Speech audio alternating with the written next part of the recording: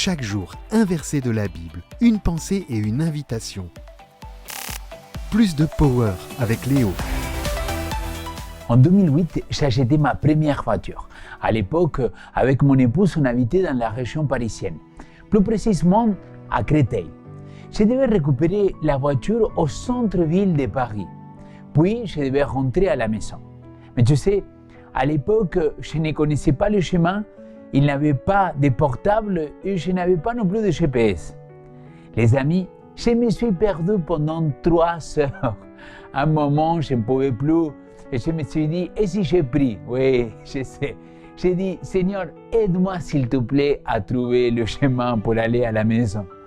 J'ai commencé à rouler. Quelques minutes après, je vois un grand panneau qui indiquait Créteil. Quel soulagement, mon ami. À partir de là, j'ai pu retrouver le chemin. Je pense que dans notre vie spirituelle, c'est la même chose. On cherche des réponses aux grandes questions de la vie, on se questionne, on remet tout en cause et on se sent parfois plus perdu que jamais. C'est un peu comme essayer de trouver son chemin sans GPS, sans carte ni boussole. Mais et si je te disais que tu as déjà tout ce qu'il faut pour trouver la bonne direction, le bon chemin? Que penses-tu? Dans l'évangile de Jean, nous trouvons ces paroles de Jésus-Christ. Vous sondez les Écritures parce que vous pensez avoir en elles la vie éternelle.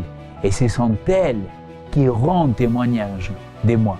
Jean chapitre 5, verset 39. Ce texte-là nous rappelle que la Bible n'est pas juste un livre d'histoire ou de règles, mais un guide qui te parle de lui, le chemin vers la vérité ultime. Thomas a questionné notre Seigneur sur le chemin. Et la réponse de Jésus-Christ, c'est « Je suis le chemin, la vérité et la vie ». Si nous nous sentons perdus, nous avons besoin d'étudier la parole car elle rend témoignage de Jésus. Et c'est Jésus qui nous montre le chemin vers notre maison éternelle. Regardez la citation du jour.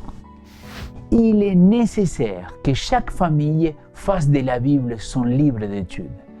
Les sentences de Christ sont de l'or pur, sans scorie, tant que les hommes n'essayent pas, par leur compréhension humaine, de faire se ressembler l'erreur et la vérité. Pour ceux qui ont reçu une interprétation fausse de la parole, le Saint-Esprit leur ouvre les yeux, tandis qu'ils sondent les Écritures. Et les vérités de la parole leur semblent comme une nouvelle révélation.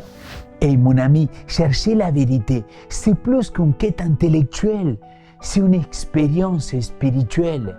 Avec la Bible comme carte, le Saint-Esprit comme notre guide, comme notre GPS, tu découvriras des trésors de sagesse et des connaissances qui transformeront ta façon de voir le monde et ta propre vie.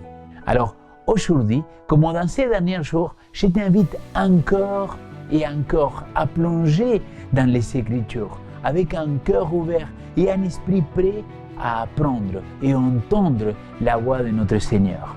Alors, prie pour que le Saint-Esprit t'illumine et te guide et demande à Papa du ciel de te donner le power pour cette journée.